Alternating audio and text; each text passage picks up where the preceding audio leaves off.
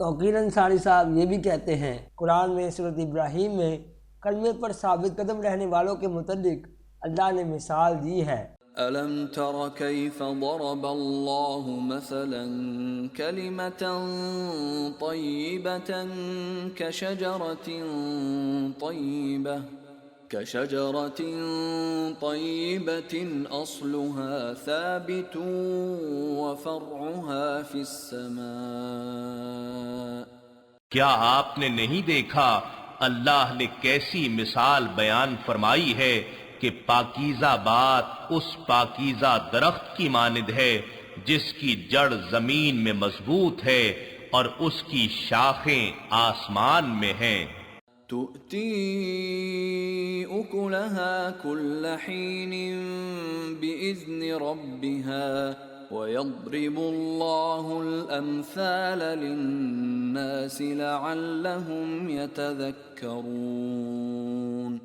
وہ درخت اپنے رب کے حکم سے ہر وقت پھل دے رہا ہے اور اللہ لوگوں کے لیے مثالیں بیان فرماتا ہے تاکہ وہ نصیحت حاصل کریں۔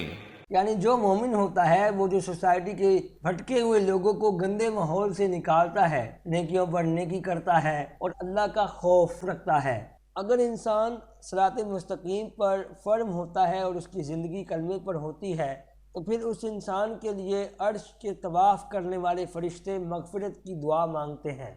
الذين يحملون العرش ومن حوله يسبحون بحمد ربهم ويؤمنون به ويستغفرون للذين آمنوا ربنا وسعت كل شيء رحمة وعلما فاغفر للذين تابوا واتبعوا سبيلك وقهم عذاب الجحيم۔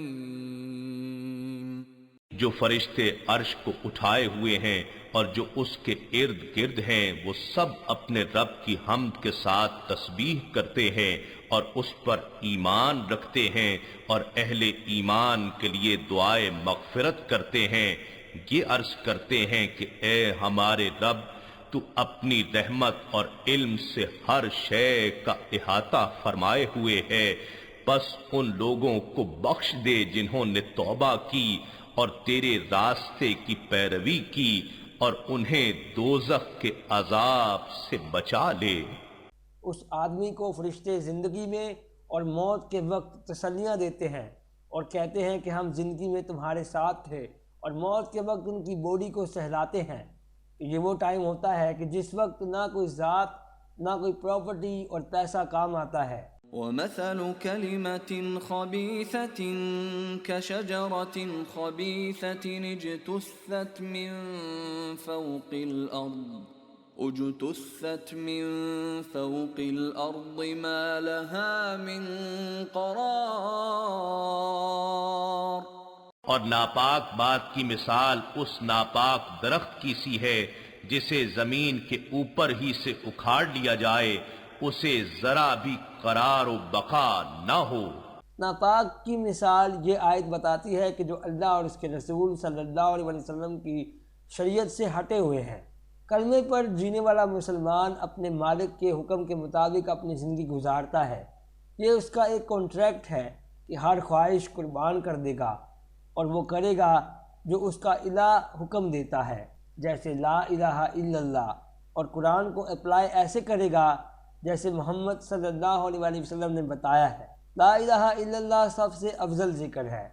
رسول صلی اللہ علیہ وسلم نے فرمایا کہ کیا میں تمہیں ایسا عمل نہ بتاؤں جو تمہارے سب اعمال سے بہتر ہے اور سب سے زیادہ پاکیزہ ہے تمہارے شہنشاہ کے ہاں، اور سب سے زیادہ بلند ہے تمہارے درجات میں، اور زیادہ بہتر ہے تمہارے لیے سونا چاندی صدقہ کرنے سے، اور زیادہ بہتر ہے تمہارے لیے اس سے بھی تمہارا مقابلہ دشمنوں سے ہو اور تم اڑاؤ ان کی گردنیں اور وہ اڑائے تمہاری گردنیں۔ تو صحابہ نے عرض کیا کیوں نہیں، ایسا عمل ضرور بتائیے۔ تو آپ صلی اللہ علیہ وسلم نے فرمایا وہ ہے اللہ کا ذکر۔ وَإِلَٰهُكُمْ إِلَٰهٌ وَاحِدٌ لَا إِلَٰهَ إِلَّا هُوَ الرَّحْمَٰنُ الرَّحِيمُ۔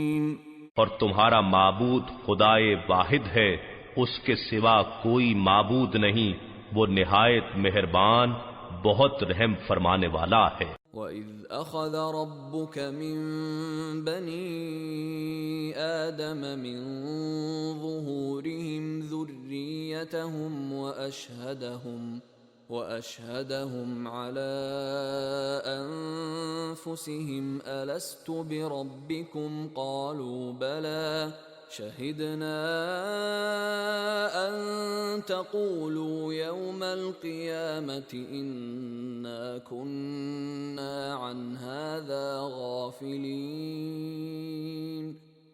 اور یاد کیجئے جب آپ کے رب نے اولاد آدم کی پشتوں سے ان کی نسل نکالی اور ان کو انہی کی جانوں پر گواہ بنایا اور فرمایا کیا میں تمہارا رب نہیں ہوں؟ وہ سب بول اٹھے کیوں نہیں، تو ہی ہمارا رب ہے، ہم گواہی دیتے ہیں تاکہ قیامت کے دن یہ نہ کہو کہ ہم اس عہد سے بے خبر تھے۔ اور انفارمیشن کے لیے قرآن کی اسٹڈی کریں یا وزٹ کریں thinkallah.com کو۔